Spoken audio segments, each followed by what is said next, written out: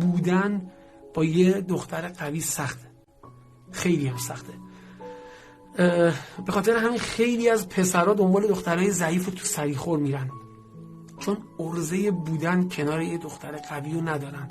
بودن کنار یه دختر قوی عرضه میخواد، سخته، خیلی هم سخته، هم داشتنش هم نگه داشتنش.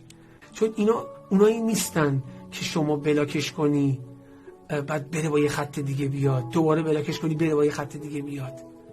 یه بار بهت فرصت میده. تو اگه بلاکش کنی دیگه فرصت دیگه ای نداری برای اینکه بتونی از این فرصت استفاده کنی. پس باید خیلی حواست جمع باشه.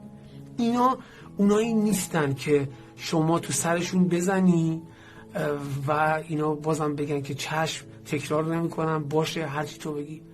اینا آدمایی هستن که قدر خودشون رو میدونن ارزشمندن، میدونن قوی هستن، به خودشون اعتماد دارن. من فکر میکنم همه ما مردها، همه پسرها به یه زن قوی، به یه دختر قوی کنار خودشون احتیاج دارن، برای اینکه خیلی بهتر رشد کنن، برای اینکه خیلی این دنیا رو قشنگتر بتونن ببینن، تجربه کنن.